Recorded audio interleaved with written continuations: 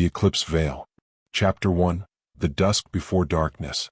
The world had not always been shrouded in perpetual twilight.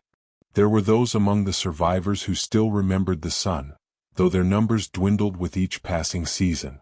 In the ruins of what was once called the Meridian Kingdom, humanity clung to existence in fortified enclaves, their walls built high against the things that prowled beyond.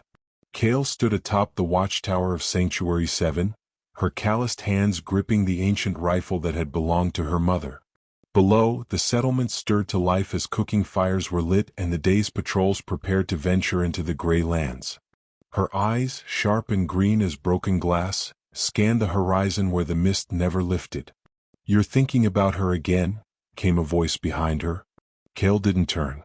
She knew Mira's footsteps, the particular rhythm of her breathing, the way she moved through space as though the air itself yielded to her. 3 years they had survived together, fought together, loved each other with the fierce desperation of those who knew each day might be their last. "I'm always thinking about her," Kael admitted. "About all of them." Mira climbed the final steps and wrapped her arms around Kael's waist, pressing her cheek against her back. "The Convergence took them. It wasn't your fault." But Kael had been there. She had watched as the creatures emerged from the shadows during that terrible night 6 months ago. She had seen her sister Thea's face as the transformation began, the way her features had rippled like water, the screams that had turned to something else entirely. Something that no longer held anything human. The Convergence. That was what they called the shapeshifters now, though the old stories had given them other names. Changelings. Skinwalkers. Demons. They were contagious, spreading their curse through bite or scratch or sometimes, the elders whispered, through nothing more than proximity and despair. "We have new arrivals," Mira said, pulling back. Her dark eyes held worry. "A group from the eastern settlements. They say the Convergence has evolved." Kael's blood ran cold. "Evolved how?" "They can hold human form longer now. Days, maybe weeks. They walk among us, passing as survivors, before the hunger overtakes them and they change." This was the nightmare they had all feared. The walls meant nothing if the enemy could simply open the gates from within. "We need to call a council meeting," Kael said, finally turning to face the woman she loved. Mira's face was beautiful even in its hardness, sculpted by violence and loss into something fierce and unbreakable. Or so Kael had thought. "There's something else," Mira said, and her voice dropped to barely a whisper. "One of the refugees. Her name is Seraph. She says she's been touched by the Convergence but hasn't turned. She claims she's immune." "Impossible." "That's what I said. But she bears the marks. The scratches are real, Kael. 3 days old at least. She should be one of them by now." Hope was a dangerous thing in the world after the eclipse, but Kael felt it flutter in her chest like a trapped bird. If someone could be immune, if the curse could be resisted, then perhaps there was a cure. Perhaps Thea could still be saved. "I need to see her," Kael said. They descended the tower together, hand in hand, neither speaking of the fear that gnawed at them both. The settlement was coming alive now, children running between the buildings despite their parents' warnings, traders setting up their meager stalls, the smithy already ringing with hammer strikes. Normal life, or the shadow of it, sustained through sheer will. The refugees were being housed in the eastern quarter, in one of the old warehouses that had been converted to temporary shelter. As Kael and Mira approached, they saw the crowd gathered outside, voices raised in argument. "We can't let them stay. What if she turns? Burn them all. It's the only way to be sure." Kael pushed through the crowd, her reputation as one of the settlement's best rangers clearing a path.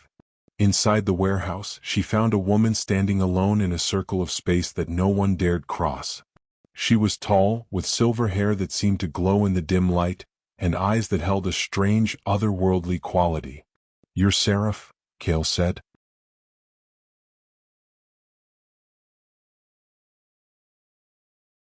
The woman nodded slowly. "And you're the one who lost her sister to the Convergence. I can see it in your face. The grief but also the hope. You want to believe I'm real. Show me the marks." Seraph pulled back her sleeve, revealing deep scratches along her forearm. The flesh around them was discolored, shot through with black veins that pulsed faintly. Kael had seen such marks before, always just before the transformation began. How long? Kael asked. 4 days. I was attacked while fleeing my settlement. I watched my companions change one by one. But I remained. Why? Seraph's smile was bitter. That is the question, isn't it? I don't know. I can feel it inside me, this hunger, this pull toward something inhuman. But I can resist it. For now. Mira stepped forward, her hand on the knife at her belt. How do we know this isn't a trick? How do we know you're not one of them, playing a longer game? You don't, Seraph said simply. But I came here because I heard rumors of a place called the Archive, deep in the Dead City. A repository of knowledge from before the eclipse. If there's an answer to what's happening to me, it might be there. Kael's heart raced. The Archive was a legend, a story told by dying survivors who claimed to have seen it in their youth. Most dismissed it as fantasy, a comforting lie in a world stripped of comfort. Even if it exists, Kael said, the Dead City is suicide. The Convergence is thickest there. Some say it's where the eclipse began, where the first transformation happened. I'll go alone if I must, Seraph said. But I thought perhaps someone here might want answers badly enough to risk it. Kael felt Mira's hand tighten on her arm. She knew what her lover was thinking, knew the argument that would come. But she also knew that she had already made her decision. I'll go, Kael said. I'll help you find the Archive. Kael, no. My sister is out there, Mira. If there's even a chance. Then I'm coming with you, Mira said fiercely. Don't you dare leave me behind. And so it was decided. 3 women, bound by different forms of desperation, would venture into the heart of darkness seeking answers that might not exist. They would leave at first light, what passed for first light in a world where the sun no longer rose. That night, Kael and Mira lay together in their small quarters, holding each other as though they could ward off the future through sheer force of love. They made promises they both knew might be lies, whispered words of hope into the darkness, and when they finally joined their bodies it was with a desperation that transcended mere desire. Whatever happens, Mira said afterward, her fingers tracing patterns on Kael's skin, I want you to know that these years with you have been the only good thing in my life since the eclipse. You saved me, Kael. In every way a person can be saved. Don't talk like that, Kael said. Don't talk like we're not coming back. But Mira said nothing, and in the silence, Kael heard all the words left unspoken. Outside, something howled in the distance, a sound that was neither human nor animal but something caught between. The Convergence was restless tonight. Perhaps they sensed that change was coming. Perhaps they knew that 3 women were about to step into their domain, carrying with them the seeds of either salvation or doom. The eclipse veil had fallen over the world, and in its shadow, nothing was certain except suffering and transformation. But still humanity persisted. Still, love flickered like candles against the dark. Still there were those foolish or brave enough to hope. Chapter 2 The journey begins. Dawn, such as it was, came as a gradual lightening of the omnipresent gray. Kael stood at the gates of Sanctuary 7, checking her equipment one final time. The rifle across her back, the machete at her hip, the small pack of supplies that would have to last them to the Dead City and back. They made it back. Mira emerged from the armory, her own weapons gleaming with fresh oil. She had chosen twin short swords, the balance perfect, the edges sharp enough to split hairs. She had always been the better fighter in close quarters while Kael excelled at range. They complemented each other, a fact that had kept them alive longer than most. Seraph waited beyond the gates, having been forbidden from spending the night inside the settlement. She stood perfectly still, her silver hair moving in a wind that Kael couldn't feel. There was something unsettling about her, something that raised the hairs on the back of Kael's neck. But if she truly was immune to the Convergence, she might be humanity's only hope. Last chance to reconsider, said Marcus, the settlement's commander. He was an old man now, though he had been young when the eclipse fell. Time moved differently in this world, aging people from the inside out. We'll be back in 2 weeks, Kael said. If we're not. If you're not, we'll assume the worst and move on, Marcus said bluntly. That's the deal. We can't spare resources for a rescue mission. Kael nodded. She had expected nothing else. In the world after the eclipse, sentiment was a luxury few could afford. Mira kissed her fingertips and pressed them to the gate as they passed through, an old gesture of farewell and hope. Then they were beyond the walls, in the gray lands where only the desperate and the damned ventured. The landscape was a study in desolation. Once green fields had become ashen plains, forests had twisted into grotesque parodies of themselves, their trees black and leafless, reaching toward a sky that offered no sun. In the distance, the ruins of the old world rose like broken teeth, monuments to humanity's fall. They walked in silence for the first hour, each woman lost in her own thoughts. It was Seraph who finally spoke. "You love each other," she observed, her strange eyes moving between Kael and Mira. "I can see it in the way you orbit one another like binary stars." "What's it to you?" Mira asked, her tone sharp with suspicion. "Nothing. Everything. Love is what makes you vulnerable to the convergence, you know. It feeds on connection, on the bonds between people. The isolated, the numb, the truly alone, they sometimes resist the transformation longer." "That's not true," Kael said. "We've seen entire families turn together, but we've also seen lovers survive when one was infected." "Survive, yes. But at what cost?" Seraph's smile was enigmatic. "Tell me, Kael. If Mira were bitten, if you saw the transformation beginning, could you do what was necessary? Could you end her before she became one of them?" The question hung in the air like a blade. Kael felt Mira's eyes on her, waiting for an answer she couldn't give. "I don't know," Kael admitted finally. "I hope I'd never have to find out." They continued on, the silence now heavier than before. Around midday they reached the first of the abandoned settlements. It had been called Hope's End, a name that proved prophetic. The walls had been breached from within, the gates standing open like a screaming mouth. Bodies lay in the streets, or what remained of bodies after the convergence had fed. "We should search for supplies," Mira said, though her voice held no conviction. "We should keep moving," Seraph countered. "Places like this draw the changed." They returned to where they fed before, instinct overriding whatever remains of their former consciousness. But Kael had already moved toward one of the buildings, drawn by something she couldn't explain. Inside, she found what had once been someone's home. Pictures still hung on the walls, showing smiling faces from before the eclipse. A family. Parents and 2 daughters. On the table, a journal lay open, its pages covered in frantic handwriting. Kael began to read, unable to stop herself. Day 47 since the breach. Sarah turned today. I had to lock her in the basement. She's still my daughter, I can hear her crying down there, but the sounds are wrong. Not quite human anymore. Michael says we should kill her, end her suffering, but I can't. She's 7 years old. How do you kill your own child? Day 48. The crying stopped. I went down to check on her. The thing in the basement wore Sarah's face, but I could see it in her eyes. My daughter was gone. It spoke with her voice, begged me to let it out, said it was sorry, said it wouldn't hurt anyone. I almost believed it. Michael pulled me away just in time. Day 49. Michael is acting strange. I caught him at the basement door talking to Sarah. Or the thing that was Sarah. When I asked what he was doing, he said she had promised to make the pain stop, to make us a family again. I'm frightened. Day 50. I woke to find Michael gone and the basement door open. I don't know where they went. I'm alone now. I can hear things moving outside, scratching at the walls. They sound like Sarah. They all sound like Sarah. The journal ended there. Kael closed it gently, her hands trembling. This was the real horror of the convergence. Not just the transformation of flesh, but the perversion of love itself, twisted into a weapon.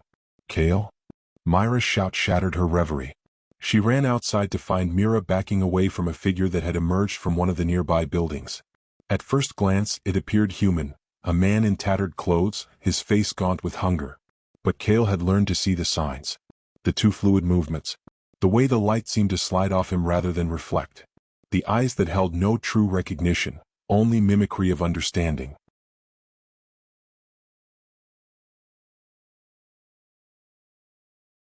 Stay back, Kael warned, raising her rifle. The change tilted its head, a gesture that was almost curious. Then it smiled, and when it spoke, its voice was a chorus of voices, layered and discordant. Kael, it said, and her blood froze because it spoke with Thea's voice. Sister, it's me. I've been looking for you. That's not possible, Kael whispered. Shoot it, Mira said urgently. But Kael couldn't move. The thing wearing a stranger's body continued to speak with her sister's voice, and despite everything she knew, despite all her training and experience, some part of her wanted to believe. I remember everything, the change said. Remember when we were children, before the eclipse? You used to tell me stories at night about heroes and magic and happy endings. Do you remember, Kael? Do you remember the last thing you said to me before I turned? Stop, Kael said, but her voice broke. You said you'd find a way to save me. You promised, Kael. And here I am waiting. There is a way. The archive holds the key. But you have to trust me. You have to let me show you. It was Seraph who moved, faster than Kael would have thought possible. Her blade flashed in the gray light, and the changed head separated from its body before it could react. Both pieces hit the ground and began to dissolve, melting into thick black fluid that seeped into the earth. "It was lying," Seraph said calmly, wiping her blade clean. "They all lie. They can access the memories of those they've consumed, use them as bait. Your sister is gone, Kael." Whatever that thing said, it wasn't her. Kael fell to her knees, the rifle clattering beside her. Mira was there instantly, arms around her, holding her as she shook with silent sobs. "We should make camp," Mira said to Seraph, her voice hard. "And you're going to explain exactly what you are and what you know about the Convergence. No more mysteries." Seraph looked at them both for a long moment, then nodded. "Very well. But I warn you, the truth is worse than you imagine." They found shelter in what had once been a school, its walls still relatively intact. As Mira built a small fire from scraps of wood, Seraph began to speak. "I wasn't always immune," she said. 3 months ago I was bitten. I felt the change beginning, felt myself slipping away into something else. But then something happened. I fought it. Not physically, the Convergence can't be fought that way. I fought it with my sense of self, with every memory and experience that made me who I was. And somehow, impossibly, I won. "That's not how it works," Mira said. "Everyone tries to fight it. No one succeeds. Not everyone. Only those with a will strong enough, a sense of identity so fixed that it cannot be overwritten. But here's what you need to understand. The Convergence isn't a disease or a curse. It's alive. It's intelligent. And it's afraid." "Afraid of what?" Kael asked. Seraph's eyes reflected the firelight, making them seem to glow. "Afraid of those of us who resist. Because every time someone like me refuses to change, we weaken it somehow. We prove that it can be beaten. And if word of that spreads, if others learn to resist, then humanity might have a chance," Kael finished. "Perhaps. Or perhaps we doom the species to something worse than transformation. The archive will have answers. It has to." They took turns keeping watch that night. When it was Kael's turn, she sat at the window, staring out at the gray lands and thinking about everything she had lost. Her parents in the first wave of the eclipse. Her younger brother in the chaos that followed. And now Thea, lost to a horror that could mimic her voice, could use her memories as a weapon. She felt Mira's presence before she heard her, that familiar warmth at her back. "You should be sleeping," Kael said. "So should you." Mira sat beside her, their shoulders touching. "What that thing said, using your sister's voice. I'm sorry you had to hear that. Seraph was right to kill it. I couldn't. Even knowing what it was, I couldn't. That's what makes you human, Kael. The moment we can kill without hesitation, without grief, we become something else. Maybe not changed, but not fully human either." They sat in silence for a while, watching the darkness beyond the window. In the distance, shapes moved through the ruins, too far away to be threats but close enough to be reminders. "Do you think she's right?" Mira asked finally. "About the Convergence being afraid?" "I don't know. But I know I'm afraid. Afraid of losing you. Afraid of what we might find at the archive. Afraid that even if we find answers, they won't be the answers we want." Mira took her hand, lacing their fingers together. "Then we'll be afraid together. Just like we've been everything else together." And in that moment, in that ruined school in the gray lands with monsters prowling in the darkness, Kael felt something she hadn't felt in months. Gratitude. Not for the world they lived in, but for this woman beside her, for the love that persisted despite everything the eclipse had taken. Outside, something howled and others answered, a chorus of inhuman voices rising into the perpetual twilight. The Convergence was gathering, drawn by some instinct or intelligence toward the 3 women who dared to journey deeper into their domain. The hunt had begun. Chapter 3, The Gray Waste. They left the ruins of Hope's End before dawn's false light, pushing deeper into territory that few survivors had mapped and fewer still had returned from. The gray lands gave way to what the old maps called the Waste, a region where the eclipse's corruption ran deepest, where the very ground seemed wrong somehow, pulsing with a sickly luminescence that hurt to look at directly. Seraph led the way, her strange immunity seeming to give her some sense for where the changed were thickest. She navigated around their concentrations with an instinct that Kael found both useful and unsettling. Several times, they crouched in the ruins of old buildings while hunting parties of the changed passed nearby, their grotesque forms barely recognizable as having once been human. "They're organizing," Mira whispered during one such pause, watching a group of changed move in coordinated patterns. "That's new." Seraph nodded grimly. "The Convergence evolves. The longer the eclipse persists, the more complex they become. Soon they'll move beyond hunting and begin building. Creating. That's when we'll truly lose. Creating what? Kael asked. A new world. Their world. One where humanity is just food and raw material for transformation. They moved on, the weight of this knowledge heavy on their shoulders. Around midday, they reached what had once been a major highway, now a cracked ribbon of concrete stretching toward the dead city's skyline. Abandoned vehicles dotted the road, some overturned, others simply stopped as though their drivers had walked away mid-journey. We should check them for supplies, Mira suggested. Most have already been scavenged, Seraph said, but we might find something. They split up, each taking a section of the highway. Kael approached a large transport truck, its cargo container still sealed. She climbed onto the rear bumper and tried the lock. Rusted but intact. She drew her machete and wedged it into the mechanism, applying pressure until something inside snapped. The doors swung open and Kael nearly fell backward from the stench that poured out. Inside, in the darkness of the container, shapes stirred. Not changed, something worse. People who had locked themselves inside to hide from the Convergence, people who had starved or suffocated or simply given up hope. But some were still alive. Kael heard ragged breathing, saw movement in the shadows. Mira. Seraph, she called, her voice tight with horror and pity. They came running. Mira arrived first, took one look inside, and her expression hardened into something like stone. We can't help them, she said. We can't just leave them, Kael protested. Look at them, Kael. Really look. Kael forced herself to peer deeper into the container. There were 6 people, or what remained of them. Emaciated to the point of being skeletal, their eyes were empty of anything resembling sanity. And there, on their exposed skin, she saw the telltale black veins spreading. They've been infected, Seraph said, climbing up to join them. Probably through desperation. When people are starving, trapped together, sometimes they feed on each other. And if one of them was carrying the Convergence dormant in their system. How long do they have? Kael asked. Hours? Maybe less. The transformation is already well underway. You can see it in their bones, the way they're restructuring. One of the figures lurched forward, reaching toward them with skeletal fingers. Its jaw worked soundlessly, trying to form words it had forgotten how to speak. Please, Kael said to Mira, though she wasn't sure what she was asking for. Mira's expression softened, but only slightly. She drew one of her swords and climbed into the container. Turn away, she told Kael. You don't need to see this. But Kael couldn't turn away. She watched as Mira moved through the container with terrible efficiency, ending each life with a single precise strike. Mercy killings, necessary and awful. When it was done, Mira emerged, her blade dark with blood, her face pale but composed. We need to burn it, Seraph said. Burn the bodies, burn the truck. It's the only way to be sure the Convergence doesn't spread from their corpses.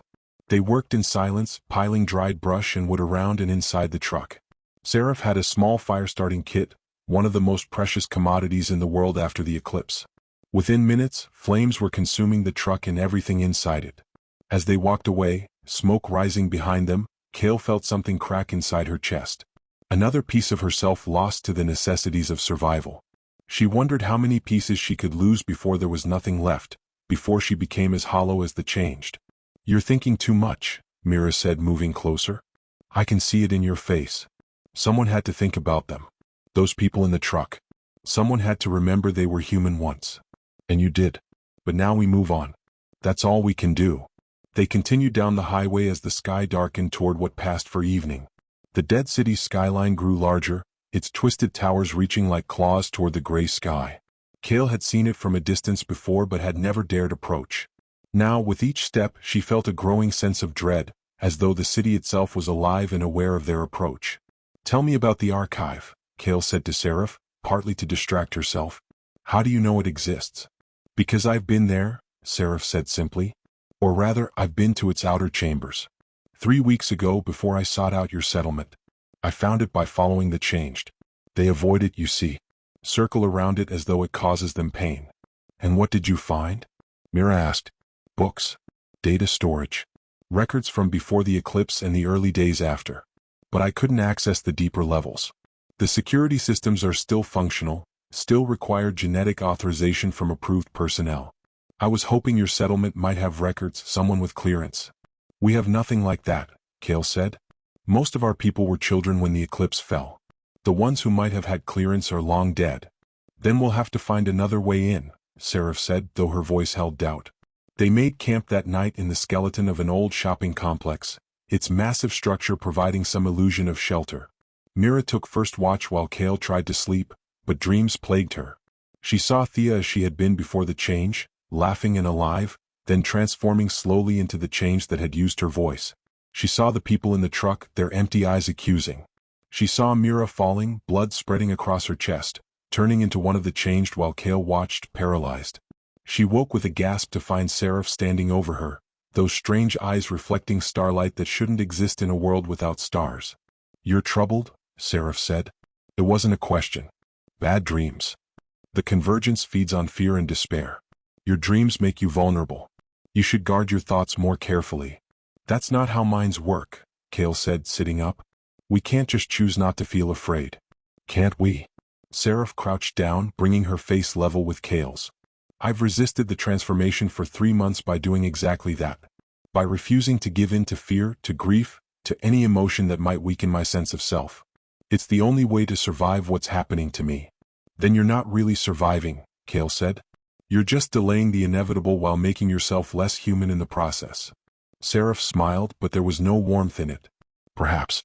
Or perhaps I'm evolving into something new. Something that can bridge the gap between what we were and what we're becoming." "That sounds like something the changed would say." "Does it?" Seraph stood, moving to the window. "Tell me, Kael. When you look at Mira, when you love her, are you not changed by that love? Are you still the same person you were before you met her?" "That's different." "Is it? Love transforms us. Grief transforms us. Every experience, every connection changes who we are at a fundamental level. The convergence is just more obvious about it. The convergence makes us into monsters." "Monsters?" Seraph repeated thoughtfully. "Such a human concept. The changed are simply apex predators. They hunt, they feed, they survive.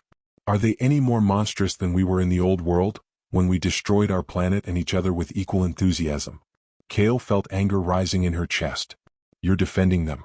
After everything they've done, after everyone they've killed." "I'm not defending them.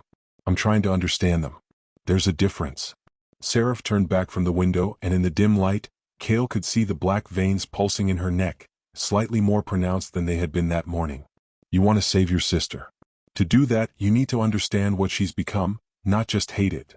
"My sister is dead. You said so yourself." "I said the person she was is gone." "But consciousness doesn't simply vanish, Kael. It transforms. And if we can understand that transformation, maybe we can reverse it. Maybe we can bring them back." This was a new thought, one that sent hope and horror warring in Kael's chest. Could Thea still exist somewhere inside the change that bore her memories? Could any of them be saved? Before she could respond, Mira's warning cry shattered the night. They rushed to the window where Mira stood watch, weapons drawn. Outside, in the space between buildings, something moved. Not the changed. These were human figures moving with purpose and caution. "Survivors. A patrol," Mira said. "From the dead city, maybe. Or refugees passing through." "We should make contact," Kael said. "We should be cautious," Seraph countered. "Not all survivors are friendly. And in a group that large, there could be infected who don't know they're infected yet." But Kael was already moving toward the exit. After the horrors of the day, the idea of encountering other survivors, other people still fighting to stay human, was too compelling to resist. They called out carefully, weapons lowered but ready. The patrol stopped, and after a tense moment, a figure stepped forward. She was young, perhaps 20, with short red hair and a rifle nearly as tall as she was. "We're from Sanctuary 7, Kael said. "Just passing through, heading toward the dead city." The young woman's eyes widened. "The dead city? Are you insane? No one goes there. Not unless they want to die. We're looking for something. A place called the Archive." At this, the patrol members exchanged glances. The red-haired woman's expression shifted from surprise to something like pity. "The Archive is real," she said. "We're from there. Or at least we were until 3 days ago." Kael's heart raced. "What happened?" "The convergence happened. They found a way past our defenses. The Archive is lost. Everyone inside is either dead or changed by now. If you're looking for answers there, you're too late." The words hit like a physical blow. Their entire journey, all the danger they had faced, all for nothing. The Archive, humanity's last hope for understanding and potentially curing the convergence, was gone. "No," Kael said. "No, there has to be." "I'm sorry," the woman said, and she sounded it. We barely escaped ourselves. The changed are everywhere in the city now, thicker than we've ever seen. They're drawn to the archive for some reason. Whatever's in there, they want it destroyed. Seraph stepped forward. Or they want it claimed. If the archive contains information about the Convergence's origins, about its weaknesses, they would see it as a threat. Who's your friend? The red-haired woman asked, eyeing Seraph with suspicion. She doesn't look good. Those veins. I'm infected but resistant, Seraph said calmly. And I'm your best chance of getting back into the archive. The changed might avoid me or at least hesitate. In that hesitation we might find opportunity. We should rest here tonight, the woman said. Compare notes, plan our next move. My name is Raven, by the way. And if you're serious about trying to reach the archive, you're going to need all the help you can get. So they settled in for the night, two groups of survivors united by desperation and the fading hope that somewhere, somehow, humanity might find a way to fight back against the eclipse. As Kael lay down next to Mira later, their bodies pressed together for warmth and comfort, she whispered, "We're not going to make it, are we?" Mira's arms tightened around her. "I don't know. But we'll face whatever comes together. That's enough for me." And for now, in the darkness with monsters prowling outside and doom waiting in the dead city ahead, it had to be enough for Kael too. Chapter 4, The Dead City's Gates. Morning came with a conversation that would determine their fate. Raven's group numbered 15, all survivors from the archive's collapse. As they shared their meager breakfast, they painted a picture of the dead city that was even worse than Kael had imagined. The Eclipse Veil, Part 2. Chapters 5 to 12, The Descent into Darkness. Chapter 5, Into the Depths. The dead city rose before them like a monument to humanity's hubris. Towers that had once scraped the sky now leaned at impossible angles, their glass facades shattered into glittering teeth. The streets were canyons of shadow where the gray light never quite penetrated, and everywhere, there were signs of the changed. Raven led their combined group through the outer districts with practiced caution. Her survivors knew the patrol patterns, knew which buildings offered shelter and which had become nests for the Convergence. But even with their knowledge, progress was agonizingly slow. The archive is in the old quarter, Raven explained as they paused in what had once been a subway station. Deep underground in what used to be a government bunker. When the eclipse began, the people in power thought they could ride it out below. They were wrong. Kael studied the woman more closely. Raven couldn't be more than 25, but her eyes held the weariness of someone twice that age. She caught Kael looking and offered a tired smile. "I was 16 when the eclipse fell," Raven said. "My parents were scientists at the archive. They got me inside before everything went to hell. I've lived my entire adult life in those underground chambers, studying the Convergence, trying to understand it. Lot of good that did us." "What did you learn?" Seraph asked, her voice cutting through the gloom. Raven's eyes fixed on the silver-haired woman, taking in the visible corruption spreading through her veins. "We learned that the Convergence isn't a disease or a curse. It's a weapon. Created deliberately by someone or something with a very specific purpose." The words hung in the air like poison. "That's impossible," Mira said. "Who would create something like this? What purpose could it possibly serve?" "Evolution," Raven said simply. "Forced, accelerated evolution. The Convergence doesn't just transform humans, it improves them. Stronger, faster, more adaptable. The changed are better suited to survive than we are. We found documents, classified files from before the eclipse. There was a project, codenamed New Genesis. They were trying to save humanity from itself. By turning us into monsters?" Kael felt fury rising in her chest. By turning us into survivors. The world was dying even before the eclipse. Climate collapse, resource wars, pandemic after pandemic. Someone decided that humanity needed a hard reset. The Convergence was supposed to be controlled, targeted. But something went wrong. It spread faster than they anticipated, mutated beyond their control. The eclipse wasn't an accident, it was a failed experiment that became a catastrophe. Seraph laughed, a sound without humor. "And here I thought I was special. Just another lab rat in someone's grand design." "You're more than that," Raven said, leaning forward intently.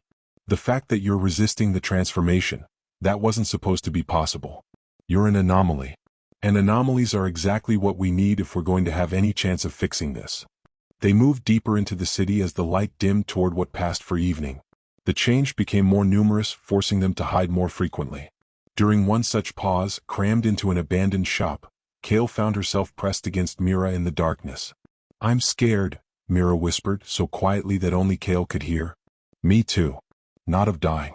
I'm scared of losing you. Of watching you turn, or of turning myself and hurting you before you can stop me. Kael kissed her then, fierce and desperate, tasting salt from tears she wasn't sure belonged to Mira or herself. Whatever happens, she said, we face it together. That's all we've ever been able to do. But even as she said the words, Kael felt their fragility. In a world where humanity itself was ending, what were promises but beautiful lies? They reached the entrance to the old quarter as full darkness fell. It was a massive archway, once decorative, now twisted and corrupted like everything else. Beyond it, the streets descended sharply, leading down into the city's heart where the archive waited. This is where it gets bad, Raven said. The changed are thickest here. They guard the archive entrance, though we don't know if it's instinct or something more. We'll need to move fast and quiet. If we're detected, we run. Don't try to fight unless there's no other option. Her survivors checked their weapons, their faces grim. Kael noticed that several of them bore fresh wounds, hastily bandaged. The escape from the archive had cost them dearly. They descended into darkness, using shielded lights that offered only the barest illumination. The streets here were narrower, more maze-like, and the buildings pressed close overhead, blocking out even the gray sky. It felt like being swallowed. Halfway down, they encountered their first changed. It had been a woman once, tall and elegant. Now it crouched in the middle of the street, feeding on something that might have been human or might have been another changed. Hard to tell in the darkness. Raven raised her hand, signaling them to stop. They waited, barely breathing as the creature ate. It seemed unaware of them, lost in its feast. Slowly, carefully, they began to edge around it, using the buildings for cover. Then Seraph stepped forward. What are you doing? Kael hissed, grabbing for her arm. Seraph pulled free and walked directly toward the changed. The creature's head snapped up, its face, if it could still be called a face, turning toward her. For a moment, nothing happened. The two regarded each other, woman and monster, human and changed. The creature's mouth opened, revealing rows of teeth that no human should possess. It made a sound, something between a word and a growl. Seraph responded in kind, her voice carrying harmonics that made Kael's skin crawl. They were communicating. After a moment that felt like an eternity, the changed returned to its meal, ignoring Seraph completely. She walked back to the group, her expression unreadable. It's letting us pass, she said. I told it we were going to the archive. It said the mother was waiting. The mother? Raven's face had gone pale. We found references to that in the archive files. Some kind of central intelligence, a queen or hive mind. We thought it was theoretical. It's real, Seraph said. And it knows we're coming. They pressed on, now with the certain knowledge that their arrival was anticipated. The streets grew stranger as they descended, the architecture warping in ways that defied physics. Walls curved where they should be straight, doorways opened onto impossible angles, and sometimes if you looked too long at the buildings they seemed to breathe.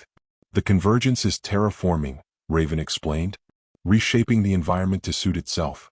The city is becoming something other than human. In a few more years, it won't be recognizable as our creation at all.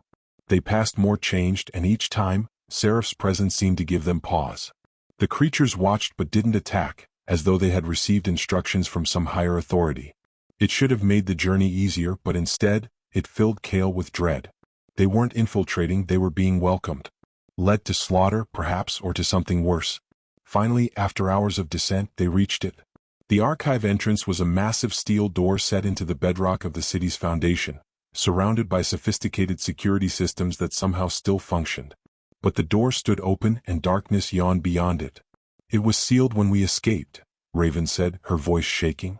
It should be impossible to open from the outside without the codes. The mother opened it, Seraph said. For us. Because we're expected. One of Raven's survivors, a man named Marcus, stepped forward. This is insane. We can't just walk into a trap.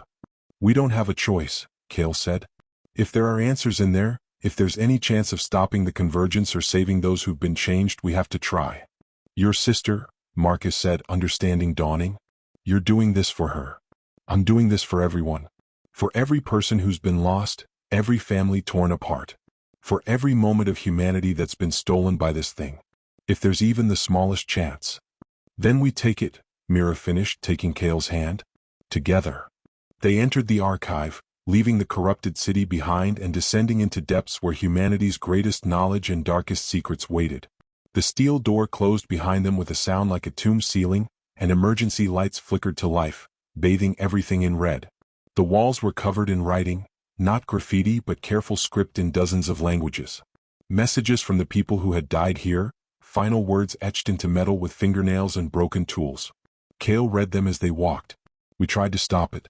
Tell my family I love them. The mother is in all of us now. There is no cure. There is only transformation. Forgive us. The corridor stretched ahead, leading down, always down, into the earth where the archive's deeper levels waited. And somewhere in that darkness, something vast and ancient and hungry was waiting to greet them. Raven led them to a junction where the corridors split in 3 directions. The main data core is straight ahead.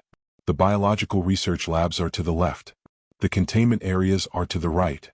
We should split up, one of her people suggested. Cover more ground. No, Kael said immediately. We stay together. Splitting up is how people die. But even as she said it, a sound echoed through the corridors. A voice multiplied into chorus, speaking with terrible unity. Welcome, seekers. Welcome, daughter. The mother has waited so long for your arrival. Seraph's eyes widened, and she touched her chest where the corruption pulsed visibly beneath her skin. It's calling to me, she said. I can feel it pulling me toward the containment areas. Don't listen to it, Mira said, gripping her weapons. I have to. Don't you see? I'm connected to it now. I can feel what it feels, know what it knows. And it's not what we thought. It's not evil or malicious. It's just trying to survive just like we are. It's a monster, Kael said. It's alive, Seraph countered. And it's afraid. Afraid that if we find the cure, if we reverse the transformation, it will cease to exist. Every change is part of it now, part of this vast consciousness. Killing them would be like killing billions of people all at once.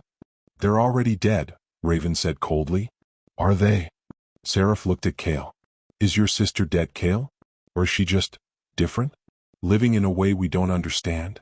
Before Kael could respond, the lights went out. They were plunged into absolute darkness, the kind that pressed against your eyes like physical weight. Sounds erupted around them. Footsteps, breathing, the wet sounds of bodies moving in ways bodies shouldn't move. The change were here. Inside the archive. With them. Someone screamed. Someone else fired a weapon, the muzzle flashed briefly illuminating horrors. Faces that melted and reformed, bodies that twisted through impossible contortions, reaching hands that split into too many fingers. Run! Raven shouted. Everyone run. But in the darkness, it was impossible to know which direction was safe. Kael felt Mira's hand in hers, felt them being pulled along by the fleeing group. Behind them, the screaming continued, punctuated by gunfire and the terrible wet sounds of feeding. They ran blindly, emergency lights flickering occasionally to reveal glimpses of corridor, of doors, of the change pursuing them with inexorable patience. People fell. Kael heard them crying out, heard the screams cut short. She didn't look back. She couldn't. Finally, they burst through a doorway and Raven slammed it shut behind them, engaging locks that might hold for a few minutes. They were in some kind of laboratory, equipment still arranged on tables, computers dark but intact. And there, in the center of the room, a stasis chamber. Inside it, something moved. Oh God, Raven whispered.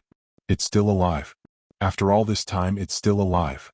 Kael approached the chamber and her blood turned to ice. Inside, suspended in pale fluid, was a woman. She was changing, caught mid-transformation, her body a horrible mixture of human and something else. But her eyes were open, and they were aware, and they were looking directly at Kael with an intelligence that was terrifying in its clarity. On the chamber, a placard read, Subject 0 Genesis Point. This is it, Seraph said, moving to stand beside the chamber. This is where it started. The first person they infected. The template for the Convergence. She's been here since the beginning, kept alive, studied, used to create more of the changed. Then we destroy her, Mira said, raising her sword. End it at the source. It won't end anything, Raven said, checking a nearby computer terminal. The Convergence has spread too far. Killing Subject 0 might weaken it, but it won't stop it. Then what do we do? Kael asked. Seraph pressed her hand against the chamber glass, and Subject 0 pressed back from the inside, their palms separated by inches of reinforced material. We listen, Seraph said. We understand. And maybe, just maybe, we find a way forward that doesn't require one side to completely destroy the other. Outside the door, something massive slammed against it. The metal buckled but held. They had minutes at best. Kael looked at the woman in the chamber, at Seraph with her blackening veins, at Mira with her weapons ready, at Raven and her few remaining survivors. They had come seeking answers and they had found them. But the answers only led to more impossible questions. How do you cure something that doesn't think it's a disease? How do you save humanity when humanity itself might be the thing that needs to change? The door buckled again and this time it began to crack. Their time for philosophy was over. Now came the hard choices, and whatever they decided in the next few moments would determine not just their fate, but possibly the fate of everything that remained human in the world. Chapter 6. The Mother's Truth. The door shattered inward with a sound like a world ending. Change poured through the opening but they didn't attack. Instead, they formed a perimeter around the room, their grotesque forms perfectly still, watching with eyes that held far too much intelligence. Then she entered. Kael had expected something monstrous, some towering horror from a nightmare. What shambled through the door was almost worse in its tragedy. The mother had been human once, that much was clear. She still wore the tattered remnants of a lab coat, and her face, though corrupted and changed, still held the ghost of humanity. But she had been the first to transform after Subject Zero, the first to fully surrender to the Convergence, and the infection had had decades to remake her into something new. She was beautiful in the way a storm is beautiful, in the way death is beautiful. Terrible and perfect and utterly inhuman. Kael, the mother said, and her voice was every voice Kael had ever lost. Her parents, her brother, Thea, all of them speaking in chorus. I've waited so long to meet you. Don't speak with their voices, Kael said, raising her rifle with shaking hands. You have no right. Don't I? The mother tilted her head, a gesture that was almost curious. They're part of me now. Their memories, their loves, their hopes, all of it lives on in the collective consciousness that is the Convergence. They're not dead, Kael. They're transformed. Evolved. They're gone, Kael said, but her voice cracked on the words. The mother moved closer, and none of the humans could bring themselves to fire.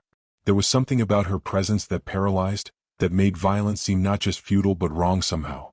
Let me show you, the mother said, and she touched Kael's forehead with fingers that were almost human. The world exploded into sensation. Kael found herself thrust into a consciousness vast beyond imagining, a network of millions of minds all connected, all aware of each other.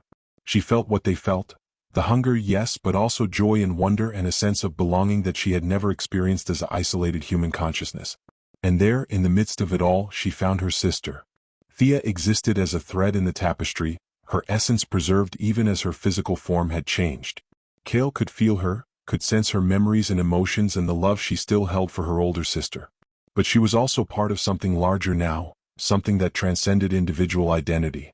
You see, the mother's voice echoed through the vision. We don't destroy. We incorporate.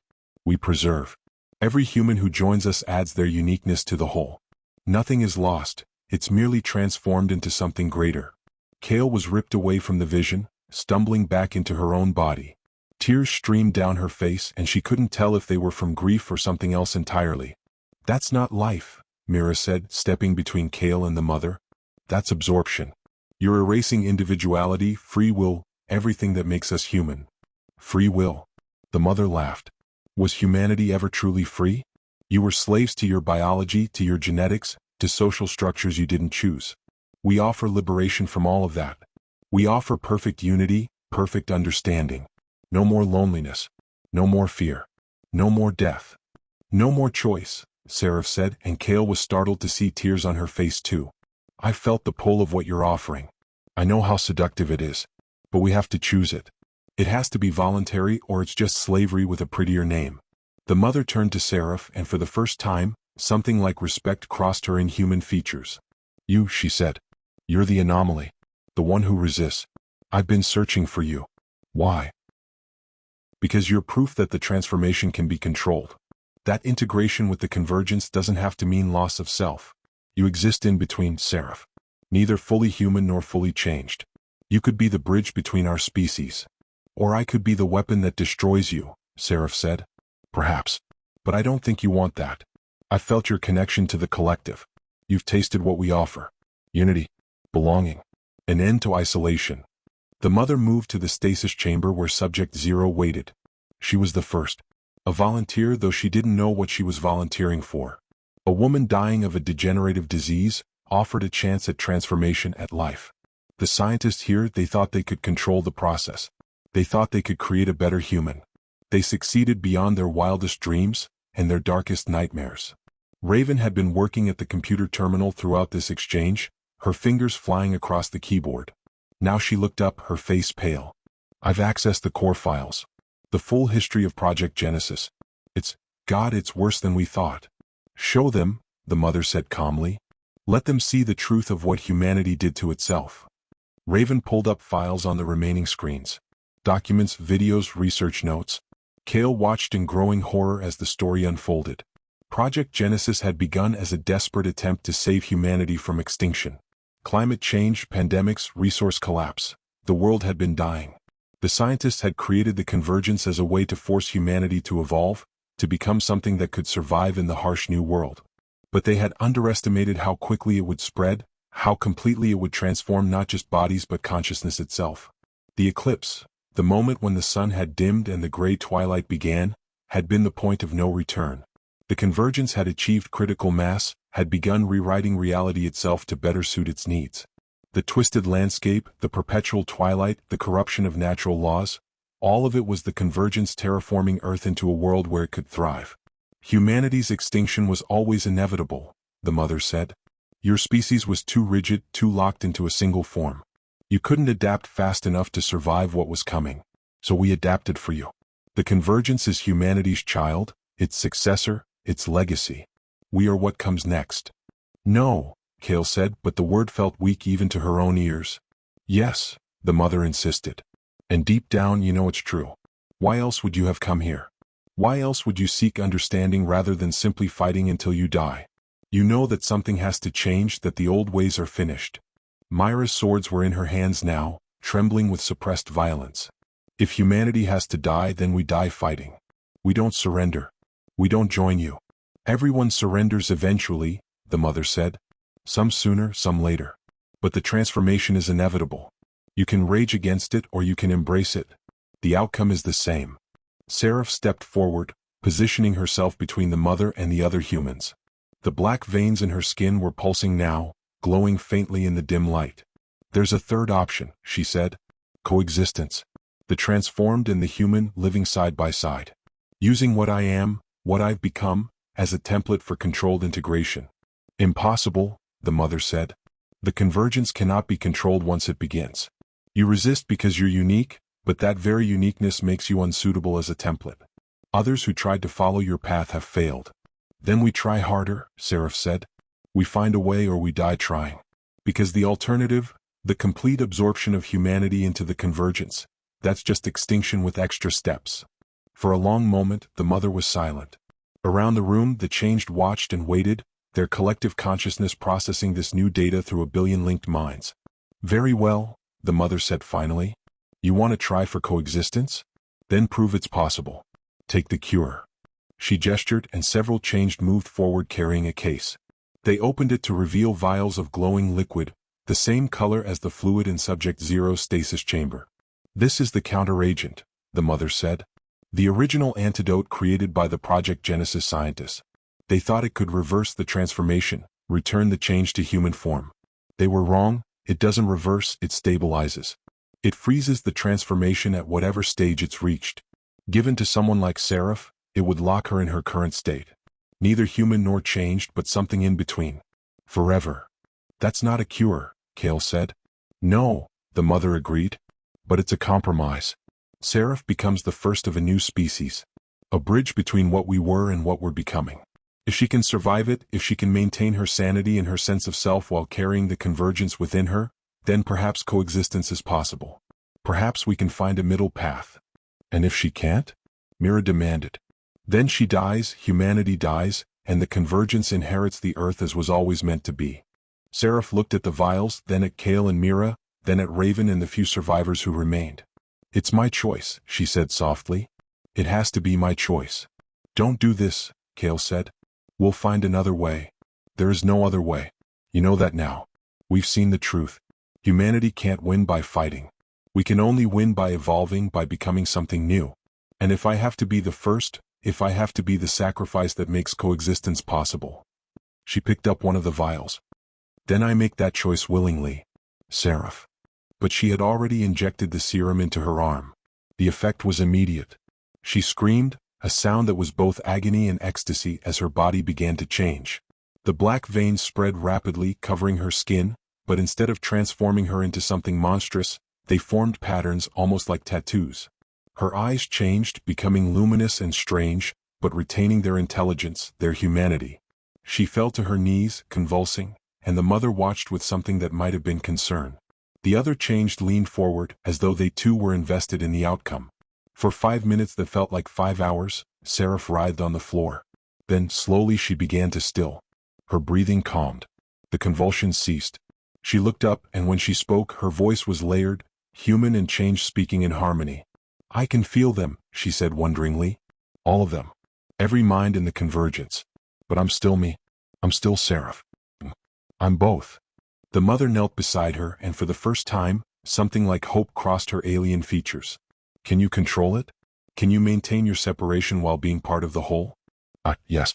It's like standing at the edge of an ocean. I can feel the pull, the desire to dive in and lose myself in the depths. But I can resist. I can stand on the shore and simply feel the water lap at my feet. Seraph laughed, and it was a beautiful, terrible sound. This is what I am now. What I choose to be. Human and changed. Individual and collective. The bridge you wanted. Kael felt tears streaming down her face again, but these were different. These were tears of something that might have been hope, if hope hadn't been so thoroughly beaten out of her. What now? She asked. The mother stood, and around the room the change began to withdraw. Now we wait. We watch. We see if Seraph's transformation holds, if others can follow her path. If coexistence is truly possible. She turned to leave, then paused. Your sister Kael. Thea. She's part of me now, part of us. If you want, I can arrange a meeting. Not as she was, but as she is. Would you like that? Kael's breath caught. Every fiber of her being screamed yes, screamed to see her sister again, even in changed form. But she looked at Mira, saw the fear and pain in her lover's eyes, and she knew what she had to say. No, Kael said. Not yet. Let me process this first. Let me understand what coexistence means before I face her as she is now. The mother nodded, almost approvingly. Wise. Come to the surface when you're ready. We'll be waiting. She and the change departed, leaving the humans and Seraph alone in the laboratory with Subject Zero still suspended in her chamber, forever caught between human and monster. We need to leave, Raven said. Get back to the settlements, share what we've learned. People need to know there's a third option. They'll never accept it, Mira said bitterly. Coexistence with the things that murdered their families? It's impossible.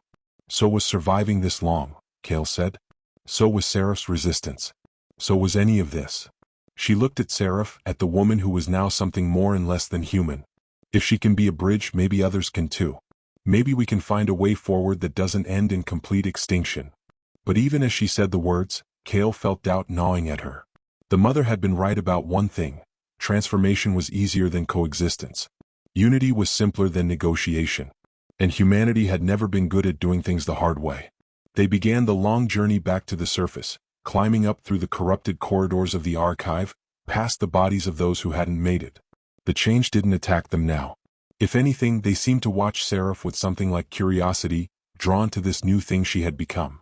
When they finally emerged into the perpetual twilight of the dead city, Kael felt as though she had aged decades. The knowledge they carried was both gift and curse. They knew the truth now, but that truth was more complex and more terrible than any of them had imagined. What do we tell them? Mira asked as they began the trek back toward Sanctuary 7. How do we explain this to people who've lost everything to the Convergence? We tell them the truth, Kael said. And we let them choose. Just like Seraph chose.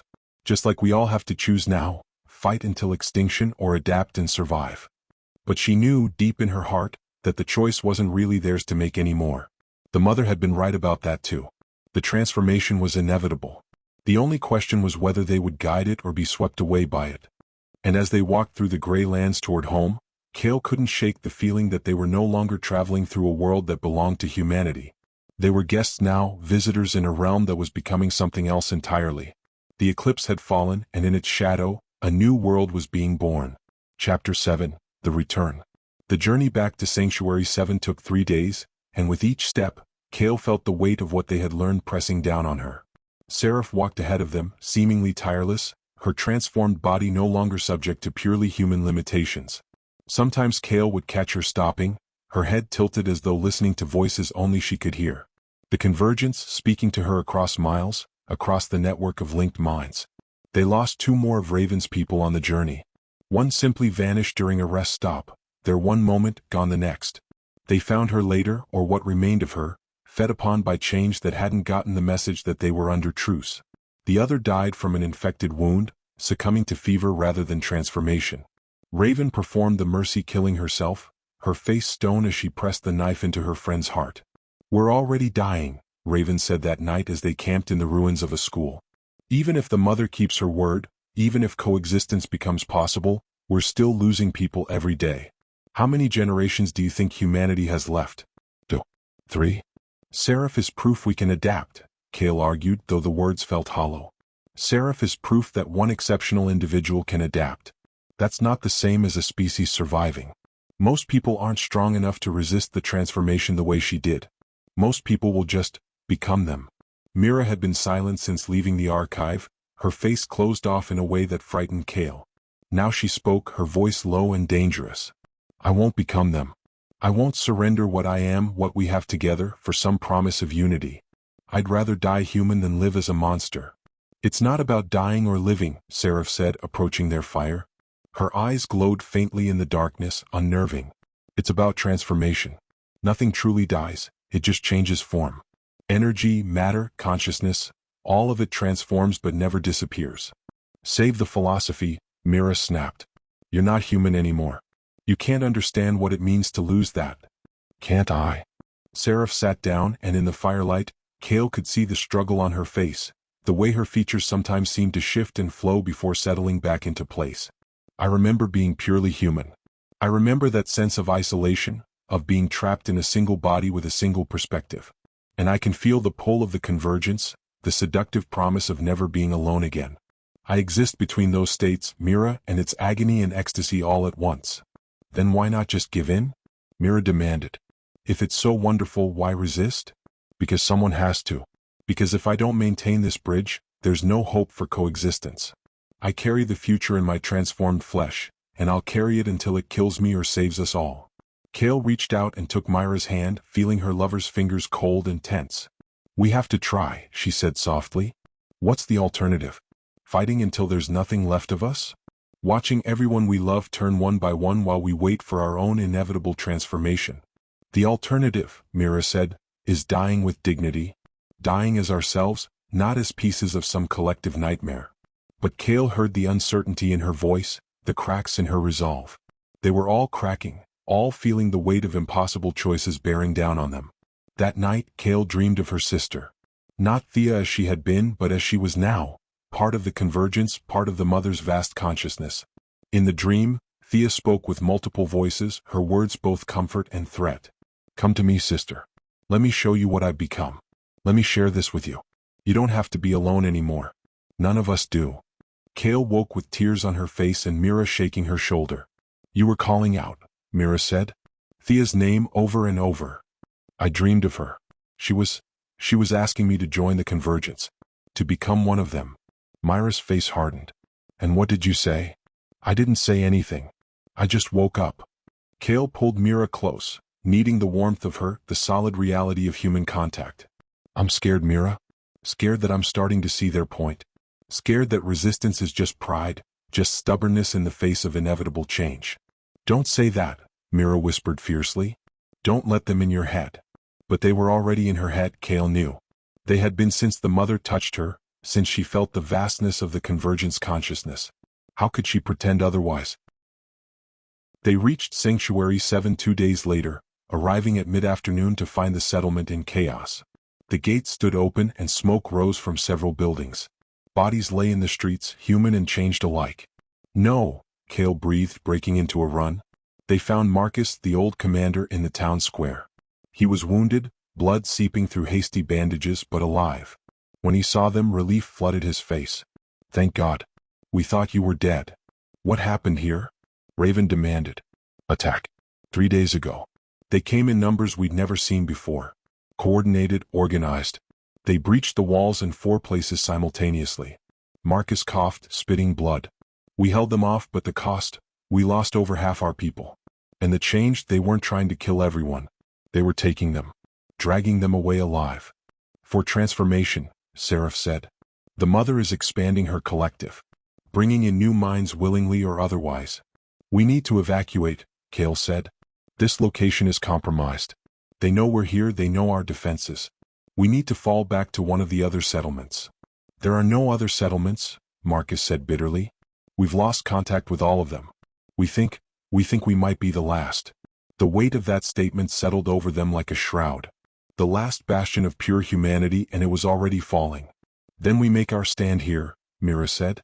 We fortify, we prepare, and we fight until we can't fight anymore. Or, Seraph said quietly, we negotiate. Every eye turned to her.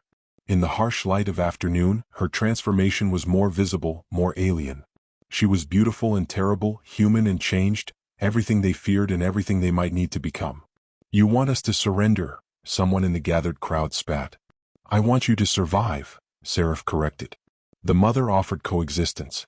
A middle path. Not full transformation but integration. Controlled, consensual, with individual consciousness preserved. She's lying, an old woman said. The changed always lie. I'm not lying. I'm proof that it can work. Look at me, I carry the convergence but I'm still myself. Still human where it counts. Seraph looked around at the gathered survivors, at the fear and anger and desperate hope in their faces. You don't have to lose yourselves. But you do have to change. Adapt. Evolve. Because fighting is just prolonging the inevitable. I'd rather die, Mira said flatly. Then you will, Seraph said with something like sadness. You and everyone who thinks like you. And the last light of purely human consciousness will flicker out, leaving only the change to inherit the earth. That night, Sanctuary 7 held a council meeting.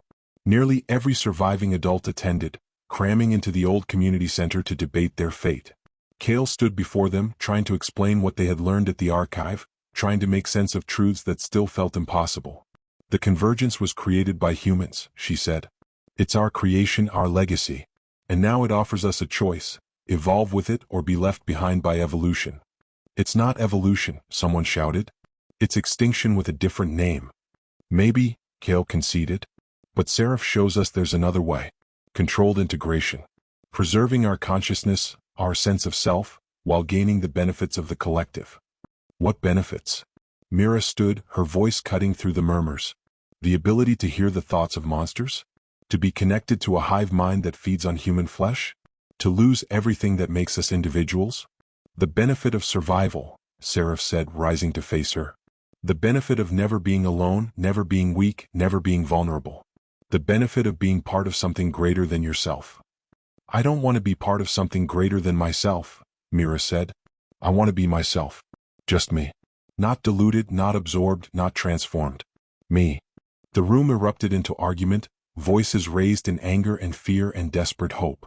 Kael listened to them tear each other apart over an impossible choice, and she felt something inside her break. Enough, she shouted, and the room fell silent. We're not going to solve this tonight. We're not going to agree. But we need to make a decision because the changed are coming back. They know we're weak, they know we're vulnerable. So here's what I propose. Those who want to try the serum, who want to attempt Seraph's path, we give them that choice. Those who want to fight until the end, we respect that too. But we stop tearing each other apart. We stop making enemies of each other when the real enemy is outside our walls. It was Marcus who spoke next, his old voice heavy with exhaustion. The girl is right. We've lost too much to waste what's left on infighting. Those who want the serum, take it. Those who want to fight, fight. But we do it together as one community until the very end. A vote was called.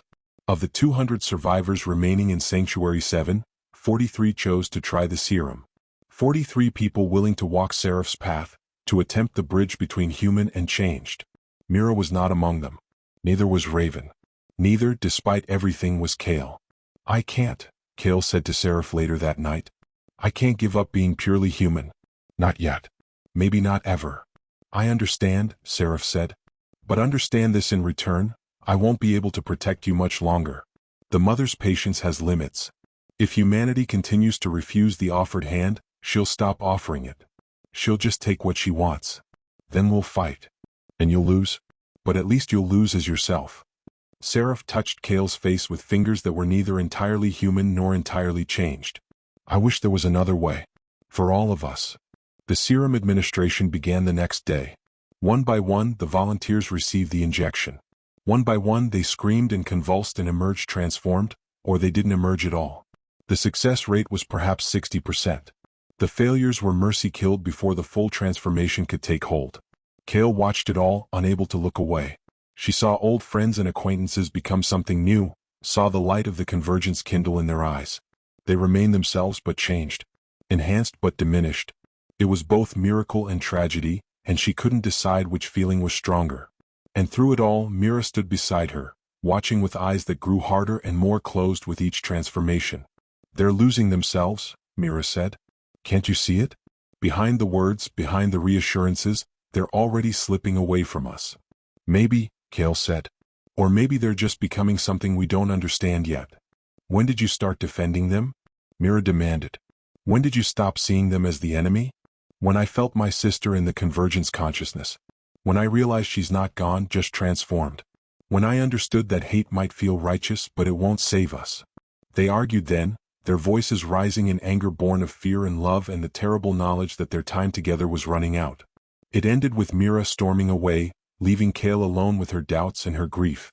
She found her way to Seraph, who was monitoring the new transformations, helping them adjust to their expanded consciousness. It's going to cost you, Seraph said without preamble. Choosing humanity over transformation. It's going to cost you everything you love. I know. Do you? Because from where I stand, I can see the future. I can feel it through the convergence. Mira will refuse to change. She'll fight until she dies or is forcibly transformed. And when that happens, when you lose her to the convergence or to death, you'll blame yourself for not taking the serum, for not being able to save her. Then I'll live with that blame. It's better than losing who I am. Who you are is someone who loves Mira more than life itself. Who you are is someone who would do anything to save her sister. Refusing to transform doesn't preserve that, Kael. It just makes you helpless to protect what you love. The words hit like physical blows, but Kael forced herself to stand firm. I've made my choice. Then live with it, Seraph said. But know that I'll remember you as you are now. Because when the mother comes, when the final transformation begins, there won't be anyone left to remember the purely human version of Kael. You'll just be another voice in the chorus, another thread in the tapestry. All your resistance, all your pride, all your love, it'll mean nothing in the face of inevitability. That night, Kael lay awake, listening to Mira breathe beside her. They had reconciled after a fashion, but something had broken between them that couldn't be repaired. Some trust, some certainty that they would face the future together. I'm sorry, Kael whispered into the darkness. For what? Mira murmured, half asleep. For doubting. For wavering. For not being strong enough to simply hate them the way I should. Mira rolled over, her eyes catching the dim light. I don't hate them because I'm strong, Kael. I hate them because I'm afraid. Afraid of losing you. Afraid of becoming something that can't love the way I love you now. That's not strength, it's terror masquerading as conviction. Then we're both afraid. Yes. But at least we're afraid together. They made love then, desperate and fierce, knowing it might be one of the last times they could touch each other as purely human beings. And when it was over, they held each other and wept for everything they were losing, everything they had already lost, and everything they were too terrified to become. Outside, the transformed survivors stood watch on the walls, their enhanced senses alert for threats. Inside, the purely human clutched their weapons and their pride, preparing for a last stand that might come tomorrow or might come years from now but would come inevitably. And in the dead city, the mother felt it all through her network of connected minds. She felt the resistance and the surrender, the fear and the hope. And she was patient because what was time to a consciousness that could live forever? What was waiting to an entity that had already won? The eclipse veil hung heavy over the world, and beneath it, the last act of humanity's drama was beginning. Chapter 8, The Breaking. The attack came 3 weeks later, on a night when the darkness seemed deeper than usual. No warning, no build-up. Just suddenly, the changed were at the walls, thousands of them, moving with terrible coordination. But this time they had a strategy beyond mere assault. Among their numbers walked the transformed survivors from Sanctuary 7, the ones who had taken the serum, who existed between human and changed. They called out to those inside, their voices still recognizable, still human enough to hurt. Please, called Marcus who was changed, let us in. We're still ourselves. We're still your friends, your family. Don't make us attack you. The defenders wavered. How do you shoot someone who speaks with your brother's voice, who wears your daughter's face, even if that face is corrupted and wrong? Mira did not waver. She fired, her shot taking Marcus changed in the chest. He fell, black blood spreading across the ground, and his death scream echoed through the network of changed minds. They felt it, all of them felt one of their own die. The attack began in earnest. What followed was massacre. The changed poured over the walls like a tide, and the defenders fought with desperate courage that ultimately meant nothing. Kael fired until her rifle ran dry, then fought with her machete, then with her bare hands when that too was lost. Around her, people died. Or worse, they were subdued, held down, infected with the convergence through bites and scratches and the strange osmosis that the change could now accomplish through mere prolonged contact. She saw Raven fall, overwhelmed by 3 change that had once been her fellow archive survivors. Saw the moment when recognition and transformation flickered across Raven's face. Saw her rise, changed, to join the assault on her former companions. Kael? Mira's shout cut through the chaos. We need to fall back to the Citadel. The Citadel was Sanctuary 7's final stronghold, a reinforced building at the settlement's heart. Perhaps 20 survivors made it inside before the doors were sealed. 20 people out of the 200 who had lived here just weeks ago. They barricaded themselves in, knowing it was temporary, knowing the change would find a way in eventually. But for now, for this moment, they were safe. We can't stay here, one of the survivors said, a young man named Adrian. They'll starve us out or just break through. We need to escape, find another settlement. There are no other settlements, Kael said tiredly. Remember? We're the last. Then what do we do? Just sit here and wait to die? No one had an answer. Outside, the changed had stopped their assault. Instead, they simply waited, surrounding the Citadel in perfect silence. Watching. Patient. Inevitable. It was Seraph who approached the doors, calling out in her layered voice. Kael? Mira. Can you hear me? Kael moved to the fortified window. We hear you. This doesn't have to end in blood. The mother is willing to offer terms. Controlled transformation for those who want it. Quick death for those who don't. But this siege ends now, one way or another. And if we refuse? Mira shouted. Then you die slowly, starving in your fortress while we wait outside. Or you die quickly, fighting when you're too weak to stand. The choice is yours, but the outcome is the same. Kael looked around at the survivors. Exhausted, wounded, terrified. These were the last purely human beings in the world, and they were finished. Everyone knew it. The question was only how they would face the end. I need to speak with Mira, Kael said. Alone. They found privacy in one of the Citadel's back rooms. Mira's face was streaked with blood and ash, her eyes wild with adrenaline and fear. I won't transform, Mira said before Kael could speak. I know what you're going to say, and the answer is no. I'd rather die. Even if it means we can stay together? Even if transformation means we don't have to lose each other? We'd already be lost. The things wearing our faces afterward wouldn't be us. They'd just be copies, simulacra, puppets for the Convergence's collective will. Kael moved closer, taking Mira's face in her hands. Seraph is still herself. The others who transformed, they still remember who they were. Maybe it's not as bad as we think. Or maybe it's worse. Maybe they just think they're still themselves while the Convergence puppets them from the inside. Mira pulled away. When did you decide this? When did you choose them over me? I'm not choosing them. I'm choosing survival. I'm choosing a future where some version of us gets to continue existing. Some version isn't good enough. Mira's voice cracked. I want you. Not a copy, not a transformation, not a consciousness preserved in amber while my body becomes a monster. I want to wake up tomorrow and see you next to me, purely human, purely ours. Is that so much to ask? Yes, Kael said, and tears streamed down her face. In this world, that's everything to ask. That's asking for the impossible. They stood there, the space between them suddenly vast despite being inches apart. Everything they had survived together, every moment of love and danger and desperate hope, had led to this. To a choice that would destroy them no matter what they decided. I love you, Kael said. I will always love you. But I can't watch you die when there's another option. I can't let you throw yourself away on pride and principle when we could have more time together, even if that time is different than what we imagined. And I love you, Mira said, her voice breaking. But I can't become something else and pretend it's the same as being myself. I can't surrender everything I am for the promise of an existence that might be worse than death. Then we're at an impasse. Yes. They held each other then, both knowing it might be the last time. Both knowing that whatever came next would tear them apart more finally than death ever could. The choice was put to the survivors an hour later. Transform or die. Unity or extinction. Become something new or cease to be anything at all. Of the 20 who remained, 15 chose transformation. They would take the serum, would walk Seraph's path, would attempt to preserve their consciousness while joining the Convergence. 5 chose death. 5 people who would rather end as themselves than continue as something else. Mira was among the 5. Don't do this, Kael begged one last time. Please don't leave me like this. I'm not leaving you. You're leaving me. You're choosing them, choosing transformation, choosing to become something I can't love and can't follow. That's not fair. None of this is fair. Mira shouted. But it's happening anyway and we have to choose how we face it. You've made your choice. Let me make mine. The doors opened at dawn. The 15 who chose transformation walked out first, Seraph meeting them with vials of the serum. One by one they were injected.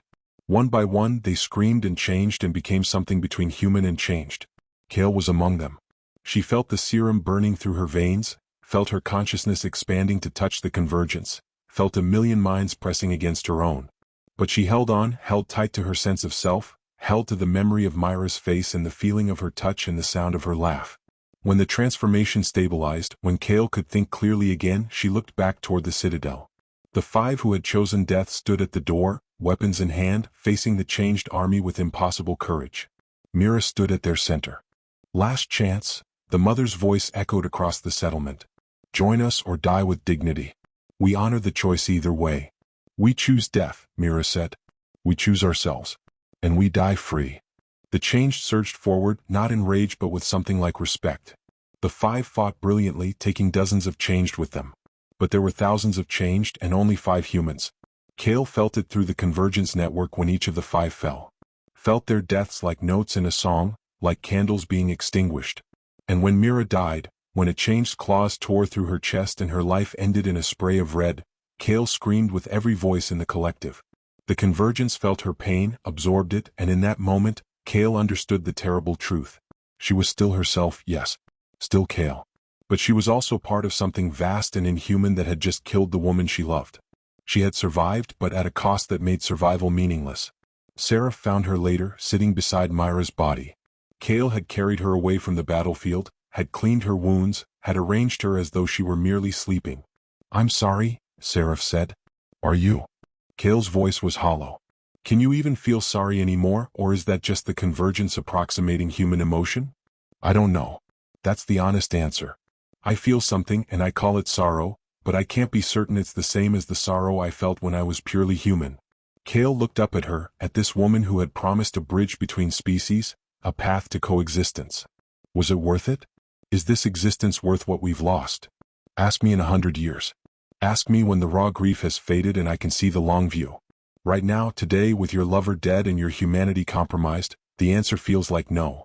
But tomorrow, or the day after, or the year after, the answer might change. I hate you, Kael said. I hate you for being right. I hate you for making transformation seem like the reasonable choice. I hate you for surviving when Mira didn't. I know. Hold on to that hate, Kael. It's proof you're still human where it counts. They buried the 5 in Sanctuary 7 Cemetery, among the graves of all those who had died purely human. Kael stood at Mira's grave long after the others had left, trying to feel something beyond the numbness. Through the Convergence network she felt others. Thousands of minds, millions maybe, all connected, all aware. She could sense Thea somewhere in that vast consciousness, could feel her sister's essence preserved even as her body had changed. She could sense the mother, ancient and patient and certain of victory. And she could sense something else. A darkness at the edge of the network. A presence that even the Convergence feared. Something that had been waiting, watching, preparing for this moment when humanity finally surrendered. The true horror, Kael realized, wasn't the Convergence at all. It was what came after. What was drawn to a world where the boundaries between self and other had dissolved, where consciousness was collective rather than individual. Something that fed on exactly that kind of existence. She tried to warn the others, tried to communicate what she felt through the network. But her warnings were absorbed, diluted, lost in the vastness of the collective consciousness. Individual urgency meant nothing when distributed across millions of minds. And in the darkness, the thing waiting began to move. The Eclipse veil was lifting, Kael realized. Not because humanity had won, not because the Convergence was defeated, but because something worse was coming. Something that had been using the Convergence as bait, drawing consciousness together into one convenient location. One convenient meal. She stood at Mira's grave and felt the future rushing toward them like a tide. They had survived the Convergence only to face something that made the Convergence look like salvation. "I'm sorry," she whispered to the woman who would never hear her again. "You were right. We should have fought. We should have died as ourselves instead of living to see what comes next." But it was too late for regrets. The transformation was complete. Humanity was finished. And the real nightmare was just beginning. Chapter 9, The Unraveling. The first sign that something was wrong came 3 days after Sanctuary 7's fall. The transformed survivors began reporting strange sensations through the Convergence network, echoes that shouldn't exist, spaces in the collective consciousness that felt empty but weren't, voices that spoke in frequencies no human throat could produce. Kael felt it too. A darkness at the edge of perception, growing stronger with each passing hour. When she tried to focus on it, tried to understand what it was, the network shied away as though the Convergence itself was afraid to look too closely. "Do you feel it?" she asked Seraph. They were standing atop what remained of Sanctuary 7's walls, looking out over the gray lands. The changed had departed, moving on to other settlements, other pockets of human resistance. Only the transformed survivors remained, and even they were restless, sensing something wrong in the network. "Yes," Seraph said. "The mother feels it too. She's trying to understand, trying to communicate with it, but it doesn't respond. It just watches. Waits. What is it? I don't know. But I think we made a mistake. All of us. The scientists who created the Convergence, the people who transformed, everyone. We thought the Convergence was the end point, the final evolution. But it was just the first stage." A chill ran through Kael despite her transformed body's resistance to temperature. First stage of what? Before Seraph could answer, the network erupted in chaos. Millions of voices screaming at once, a cacophony of terror that drove Kael to her knees. Through the pandemonium, she felt the change dying. Not in ones or twos, but in thousands. Entire populations of Convergence-infected beings simply ceasing to exist. And in their place, something else was emerging. "It's eating them," Seraph gasped, also on her knees. "Not their bodies, their consciousness. It's consuming the Convergence network, feeding on the collective awareness like a predator." The darkness Kael had sensed was no longer at the edge. It was everywhere, spreading through the network like ink in water, and where it touched, minds simply vanished. Not transformed, not converted, erased. Utterly and completely destroyed. "We have to disconnect," Kael said. "Sever our connection to the network before it reaches us. We can't. The transformation is permanent. We're part of the Convergence now. There's no going back." Through the chaos, the mother's voice suddenly cut clear, amplified across the entire network. "All consciousnesses withdraw to local nodes. Shut down long-distance connections. We must fragment the network before the Devourer consumes us all." The Devourer. So it had a name.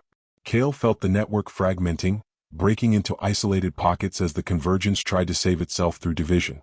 But she could sense the Devourer pursuing each fragment, hunting them down one by one. "It's not working," Seraph said, blood running from her nose as the psychic strain took its toll. "It follows the connections no matter how tenuous. As long as we maintain any link to each other, any thread of collective consciousness, it can find us. Then we need to cut all connections. Become truly individual again. That would destroy what the transformation gave us. We'd lose access to the collective, lose the enhanced abilities, maybe even lose our grip on sanity. The integration isn't reversible without consequences. Better that than being consumed by this thing." Around them, the other transformed survivors were coming to the same conclusion. One by one, they attempted to sever their connections to the Convergence network, and one by one they began to scream. The cost of disconnection was agony beyond describing. Kael felt pieces of herself being torn away, memories and experiences that had been shared through the network suddenly becoming isolated again. It was like being born in reverse, consciousness contracting from vast and connected to small and alone. When it was done, when the severing was complete, she lay gasping on the ground, bleeding from her eyes and nose and ears. Around her, half the transformed survivors were dead, unable to survive the disconnection. The rest were like her, alive but broken, individual but diminished. We failed, Seraph said weakly. She looked ancient now, the transformation that had preserved her youth suddenly catching up. We tried to evolve and we just made ourselves prey for something worse. But Kael was thinking of the changed who hadn't disconnected, the millions still trapped in the fragmented Convergence network. Thinking of her sister Thea, still part of that vast consciousness, now being hunted by the devourer. Can we warn them? She asked. The purely changed, the ones still connected, can we tell them what's coming? They already know. They can feel it eating their numbers. But they can't disconnect the way we did. They're too far gone, too integrated. For them, the convergence isn't something they joined, it's what they are. Severing that connection would mean death. Then we have to stop the devourer another way. Seraph laughed bitterly. Stop it? We don't even understand what it is. Some kind of predator that feeds on collective consciousness? A cosmic entity drawn to Earth by the concentration of networked minds? A final failsafe programmed into Project Genesis that was supposed to prevent exactly this scenario. The archive, Kael said, pushing herself to her feet despite the pain. There might be information there. The scientists who created the convergence, maybe they knew about this thing. Maybe they left instructions for fighting it. The archive is lost. Overrun by the changed. Then we get it back. It was a desperate plan, probably doomed to failure. But Kael couldn't stand by and watch as everything, human and changed alike, was consumed by the devourer. If there was even the smallest chance of finding a weapon against it, she had to try. Raven appeared then, staggering from one of the buildings. She had been transformed weeks ago, but now the disconnection had left her weak and disoriented. I'm coming with you, she said. The archive was my home. If there's information about this thing hidden in the databases, I know where to look. They gathered what remained of their supplies and set out that same day, racing against a clock they couldn't see. Behind them, they could feel the devourer's approach through phantom sensations, echoes of the connection they had severed. It was getting closer, spreading across the world like a plague, consuming the convergence and everyone connected to it. The journey to the dead city was different this time. The change they encountered were no longer organized or purposeful. They fled in panic, trying to escape something they couldn't outrun. Some had begun mutating further, as though the devourer's presence was triggering new transformations. They became grotesque parodies of the changed, twisted and broken, neither human nor convergence but something caught between. The network is collapsing, Seraph explained as they walked. Without the mother's guidance, without the unity that made the convergence functional, they're reverting to base instincts. Becoming true monsters rather than evolved humans. They reached the archive by nightfall of the second day. The dead city was chaos, changed fighting each other, buildings collapsing as the terraforming process reversed itself, the very ground seeming to writhe and pulse. At the center of it all, the archive entrance gaped like a wound. Inside they found carnage. The changed who had taken the archive were dead or dying, their bodies dissolving into black fluid as the devourer consumed their consciousness. And at the heart of it all, in the main data center, they found the mother. She was dying now, her vast consciousness fragmenting as the devourer claimed the last of her network. But she used her final moments to transmit coordinates, to show them the path to the null protocol chamber. Choose, the mother whispered with her last breath. Become nothing and survive, or remain something and be consumed. Either way, the age of connection is ending. Then she was gone, and the devourer's presence flooded into the chamber, searching for new prey. Run, Seraph said unnecessarily. They fled deeper into the archive, following the mother's directions, the devourer's hunger pressing against their minds like physical weight. Behind them they could feel it consuming everything, changed, technology, even the building itself. Finally they reached it. A sealed door marked with biohazard symbols and the words, Null Protocol, Last Resort. Raven accessed the controls, her hands shaking. It requires authorization from 3 separate individuals. We all have to agree. They looked at each other. 3 women who had survived so much, who had transformed and suffered and lost everything. 3 women being offered one final choice. Become less than human and survive, or remain themselves and die. I'm tired of surviving, Raven said. Tired of making impossible choices. But I'm not ready to stop existing either. It won't be us anymore, Kael said. Whatever the Null Protocol does, we'll lose ourselves just as surely as if the devourer consumed us. Maybe, Seraph said. Or maybe we'll finally be free. Free of the convergence, free of transformation, free of all the terrible choices that came from being something more than human. Maybe becoming less is the only way to become ourselves again. The devourer was at the door now, tearing through it, reaching for them with tendrils of pure hunger. They placed their hands on the authorization panels. They made the choice. The null protocol activated. Chapter 10. The silence. Pain was not adequate to describe what followed.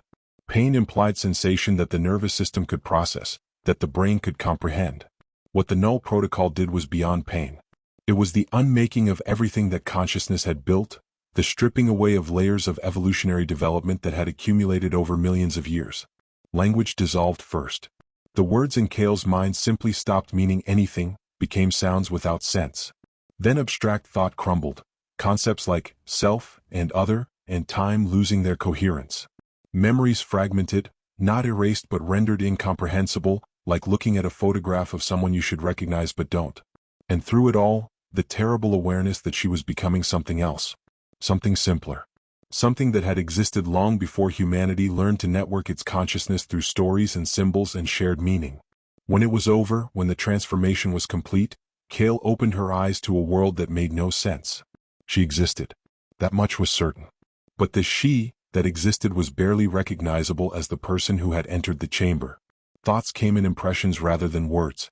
Feelings emerged as pure sensation without the weight of meaning.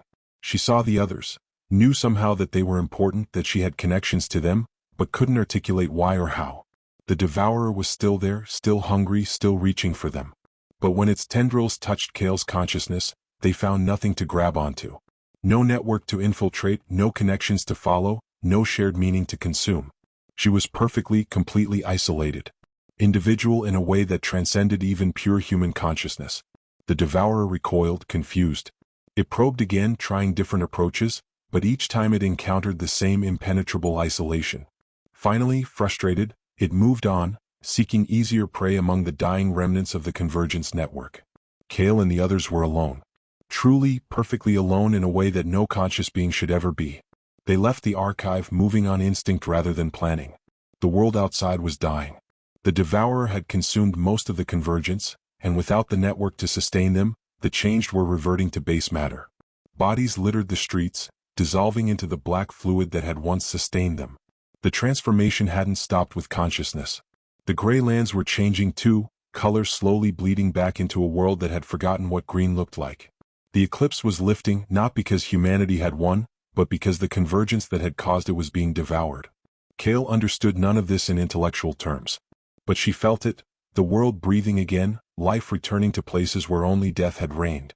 It should have been beautiful. It should have been cause for hope. But she couldn't feel hope anymore. Couldn't conceptualize it. She was alive, aware, conscious, but missing everything that made consciousness worth having. Days passed. Maybe weeks. Time had no meaning without language to mark it, without memory that could organize experience into sequence. They wandered the gray lands, now becoming green again, driven by instincts they didn't understand toward destinations they couldn't name. Sometimes they encountered other survivors. People who had been purely human, who had never transformed, who had somehow hidden well enough to escape both the convergence and the devourer. These people tried to communicate, tried to help them, but Kael and the others couldn't respond. The capacity for language was gone, burned away by the null protocol. They were animals. Conscious animals, aware and experiencing, but locked away from the networks of meaning that made humanity human. They were the price of survival, living proof that the cost of escape had been everything worth saving. Months passed. The survivors began to rebuild, creating new settlements in a world scarred by the convergence but finally free of it. They tried to help the null transformed, but there was nothing to be done. The transformation was irreversible. Kael and the others would live out their days as consciousnesses trapped in isolation, unable to connect, unable to share, unable to be anything more than witnesses to a world they could no longer participate in. One day, or maybe 100 days, time had lost meaning. Kael found herself standing at a grave. Mira's grave, though she couldn't have explained how she knew. Something in her broken consciousness recognized this place, remembered that someone important had died here. She stood there for a long time, feeling things she had no words for. Grief, maybe, or regret, or love, but experienced as raw sensation without the framework of meaning to make sense of it. It hurt in a way that was almost physical, this feeling without comprehension. Someone approached. A woman, purely human, with kind eyes and careful movements. She spoke, sounds that Kael's ears heard but her mind couldn't process. But the woman stayed, sitting beside her, sharing the space if not the meaning. It was the closest Kael had come to connection since the Null Protocol. Not true connection, that was impossible now, but proximity. The simple animal comfort of another being nearby. Other Null transformed began to gather. Seraph and Raven, though Kael only recognized them through some deeper instinct. Others too, survivors of the protocol who had been scattered but were now drawn together by something none of them could articulate. The human woman, a caretaker, Kael would have called her if she still had words, began bringing them to a place. A sanctuary created specifically for the Null transformed, where they could exist without the pressure of trying to be something they were no longer capable of being. It was a kind of prison, though not cruel, just inevitable.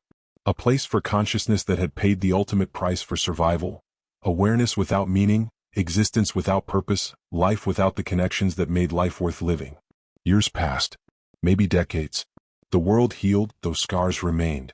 Humanity rebuilt, wiser perhaps, more cautious about the technologies they developed and the transformations they pursued. The story of the Convergence became history, then legend, then myth. And through it all, the Null transformed persisted. Living fossils of a war between humanity and evolution, between isolation and connection, between surviving and being human. Kael existed in that liminal space, aware but not understanding, experiencing but not comprehending. Sometimes she felt echoes of who she had been. Impressions of a woman named Mira, of love and fear and impossible choices. But the echoes had no context, no framework. They were just sensations floating in the void of a consciousness stripped of everything except awareness itself. Was this better than death? Better than being consumed by the devourer? She couldn't answer. Couldn't even properly formulate the question. She simply was, and being was all that remained. The sanctuary grew over the years, taking in more Null transformed as they were discovered. People who had made the same desperate choice, who had sacrificed everything human to escape a fate worse than death, only to discover that the escape was its own kind of death. They existed together but alone, conscious but isolated, alive but utterly, completely severed from everything that gave consciousness meaning. And somewhere in that terrible isolation, in that perfect, inescapable individuality, Kael finally understood what the mother had been offering. Connection. Unity. The end of loneliness. It had seemed like destruction, like the loss of self. But maybe it had been salvation. Maybe becoming part of something larger was better than being reduced to something smaller. But understanding came too late. The choice was made. The transformation was irreversible. She existed. That was all. That was everything. That was nothing. The Null transformed survived, but survival without connection, without meaning, without the ability to share experience or build on each other's consciousness, that wasn't life. That was just existence. Breath and heartbeat and awareness, but nothing that made those things matter.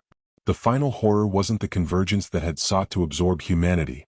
It wasn't the devourer that had sought to consume consciousness itself. It was this, the solution that saved them by destroying everything worth saving. They had escaped extinction, but only by becoming something that wished it hadn't. Chapter 11, The Price of Survival. 20 years after the Null Protocol, the world had transformed yet again. Cities rose from the ruins, built by humans who remembered the Convergence only as nightmare and warning. Technology was strictly regulated now, especially anything involving consciousness, connection, networking. Humanity had learned its lesson, or so they told themselves. Kael existed in the sanctuary, tended by caretakers who meant well but couldn't truly understand. The Null transformed didn't age the way humans did. The protocol had done something to their biology, slowing decay to a crawl. She would live for decades yet, maybe centuries, trapped in consciousness without context. But something was changing. Slowly, imperceptibly at first, then with growing urgency, she felt new sensations emerging. Not language, that was gone forever. But patterns. Rhythms. A kind of proto-understanding that existed before words, before concepts, before meaning. The other Null transformed felt it too. They began to move in synchronization without planning, began to respond to each other's presence in ways that suggested communication without conversation. It was primitive, instinctual, but it was connection of a sort. The caretakers noticed. They brought in scientists to study the phenomenon. Perhaps, they theorized, the Null transformed were developing a new kind of consciousness. Something that existed below language but above pure animal awareness. A middle ground between perfect isolation and network connectivity. One of the scientists was young, passionate, convinced she could help. Her name was Sarah, though Kael couldn't comprehend names anymore. But Sarah's presence felt different from the other humans. She didn't try to teach language or restore what was lost. Instead, she tried to understand what remained. She brought objects, stones, plants, water. She created environments and watched how the null transformed interacted with them. And gradually, painstakingly, she began to build a new kind of vocabulary. Not words but shared experiences. Not language but common ground. It took years. But eventually, through Sarah's patience and the null transform's desperate need for any kind of connection, something remarkable happened. They developed a system. Not speech, not writing, but a way of being together that allowed for something resembling communication. It was crude, limited, frustrating. But it was something. A tiny crack in the prison of perfect isolation. Through this new system, Kael managed to convey something she had been carrying for 20 years. A message, a warning, a truth that she had understood even in her diminished state. The devourer wasn't dead. It had consumed the convergence, yes. Had fed until there was nothing left to feed on. But such things didn't die, they hibernated. They waited for the next network to form, the next collective consciousness to emerge. And humanity, in its rebuilding, was creating exactly the conditions the devourer needed. Not through biological transformation this time, but through technology. The new cities were connected. Computers networked. Information shared across vast distances. It wasn't the same as the convergence, wasn't biological or transformative. But it was connection, and connection attracted the devourer. Sarah understood. She tried to warn her colleagues, the authorities, anyone who would listen. But who would believe a warning that came from the null transformed? From creatures that had sacrificed their humanity to escape a threat that no longer existed? They dismissed her concerns. Called her paranoid, obsessed, too close to her subjects. They shut down her research, reassigned her to other projects. But Sarah didn't stop. She couldn't. Because she had seen what Kael and the others were trying to communicate, and she understood what it meant. She began working in secret, using her access to study the patterns of the new technological networks. And there, buried in the data, she found it. Anomalies. Dead spots where information vanished. Nodes that consumed data without processing it. The devourer was waking up, attracted by the scent of new consciousness to feed on. Sarah came to the sanctuary one last time, her face grave. She communicated with Kael through their primitive system, asking a question that had only one answer. What do we do? Kael showed her. Through gesture and shared experience, through the crude vocabulary they had built together, she explained what the mother had failed to understand.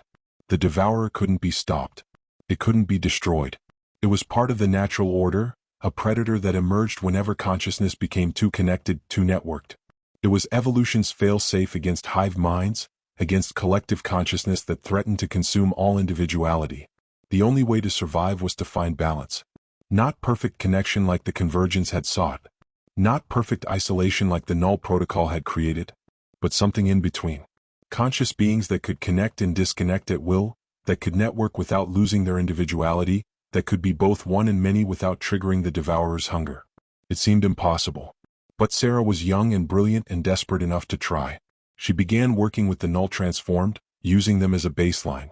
They represented one extreme, total isolation. She needed to find the opposite extreme, maximum connection that still preserved individual consciousness, and then chart the middle ground. It took years of research, of experimentation, of failures that sometimes killed the volunteers. But gradually, Sarah developed what she called the threshold protocol. A way of networking consciousness that stopped just short of triggering the devourer's attention. Humans could connect, share experiences and thoughts and feelings, but each mind remained fundamentally its own. Not a hive mind, but a community of minds. The first test subjects were the null transformed. Sarah offered them a chance to regain some of what they had lost, to reconnect with each other and with humanity, but in a way that wouldn't attract the devourer. Most accepted. They had existed in isolation for decades. Even limited connection was better than none. Kael was among them. She underwent the threshold protocol, feeling consciousness expand again after years of contraction. Not to the vastness of the convergence, but to something more modest. She could sense the other null transformed now, could share impressions and feelings with them. It wasn't language, that was still lost, but it was communication. It was connection. It was enough to make existence feel like life again. And then, carefully, they began reaching out to the wider world. Sarah helped bridge the gap between the threshold connected and the purely human. Gradually, others began to see the potential. To understand that connection didn't have to mean absorption, that unity didn't require the loss of self. The movement grew.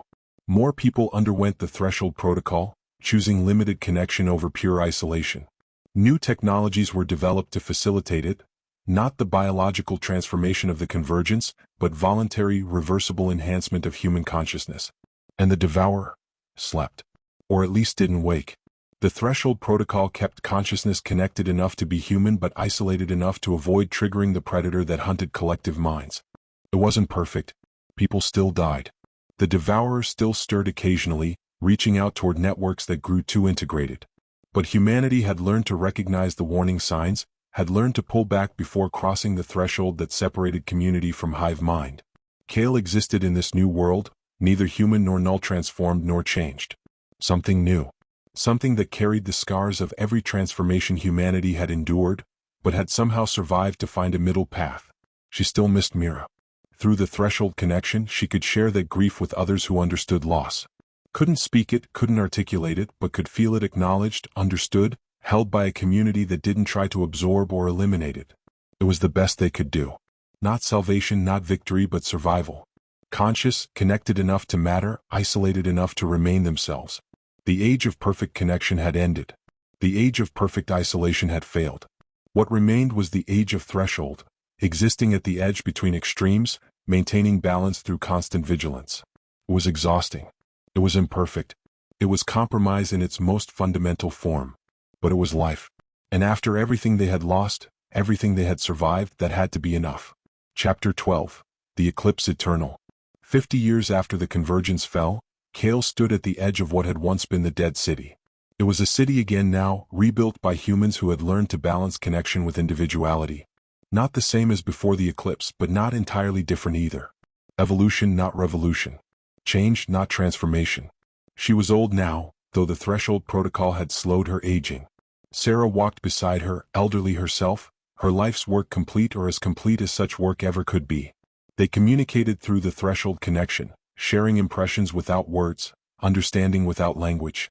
The sanctuary still existed, though most of the null transformed had undergone the threshold protocol. A few remained in their original state, choosing isolation over any form of connection. They were cared for, respected for the sacrifice they had made. Living monuments to the price of survival. Do you think we won? Sarah communicated, her thought impression colored with uncertainty. Kael considered. Had they won? The convergence was destroyed. The devourer was sleeping. Humanity survived, changed but intact.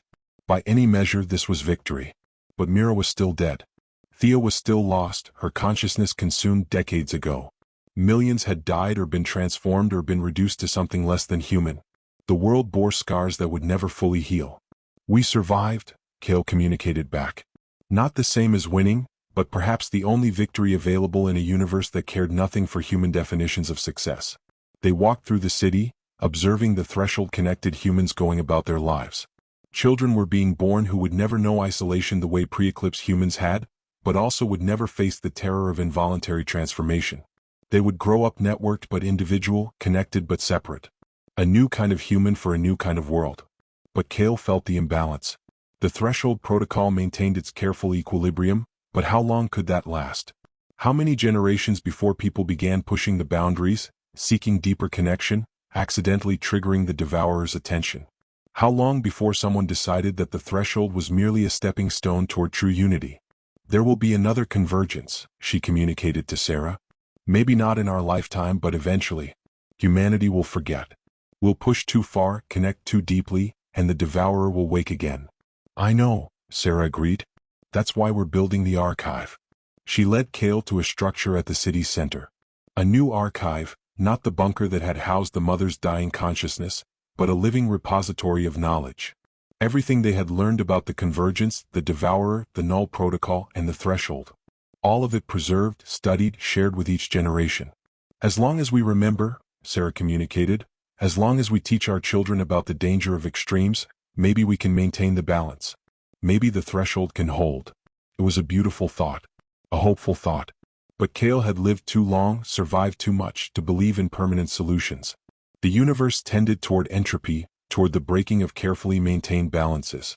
The threshold would hold until it didn't. And then humanity would face the choice again. Transform or die. Connect or isolate.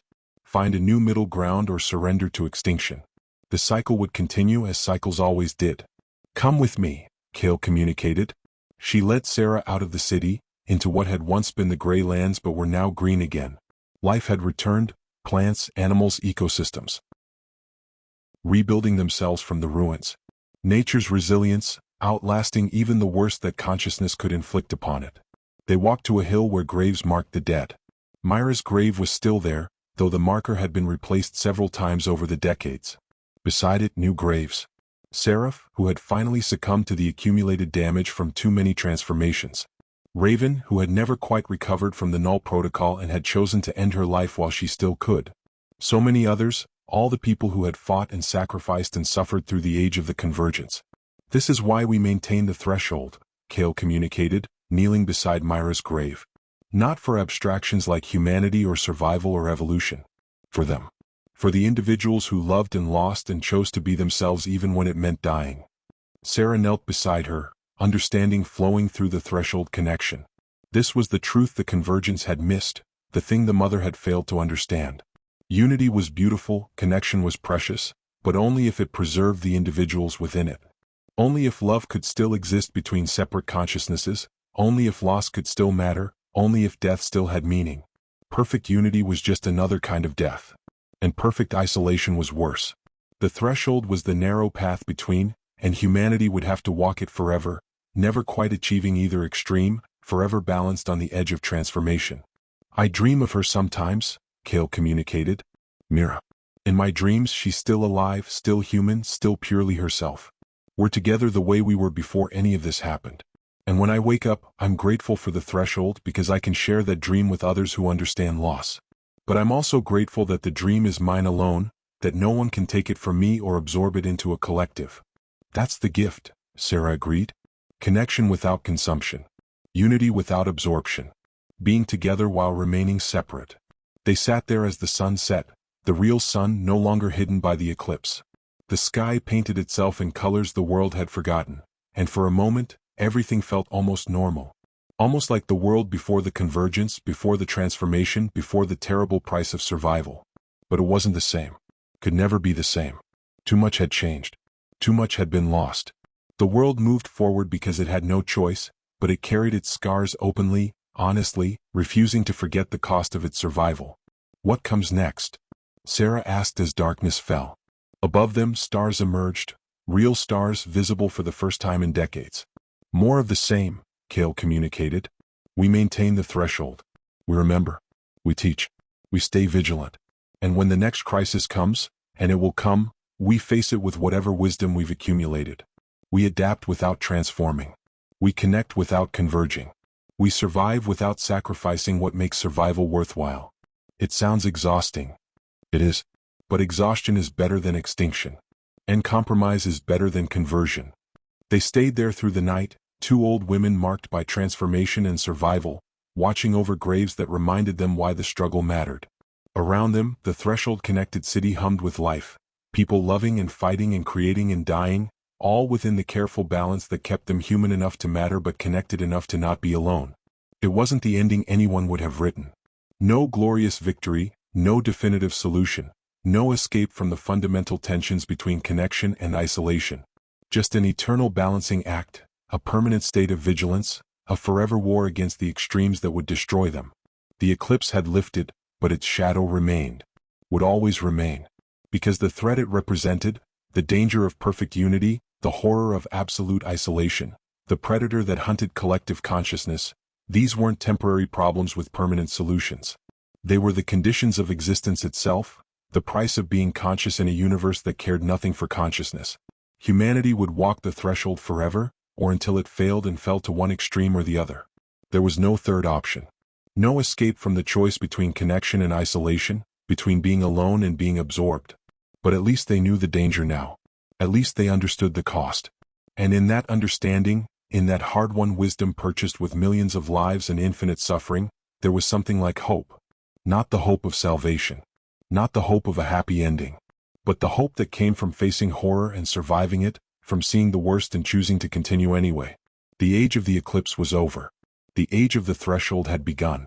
And in the darkness, barely sleeping, the devourer waited. Patient. Eternal. Ready for the moment when humanity would forget its lessons, when connection would become convergence, when the careful balance would slip and fall. It would happen eventually. All balances failed. All vigilance faltered. And when that moment came, the cycle would begin again.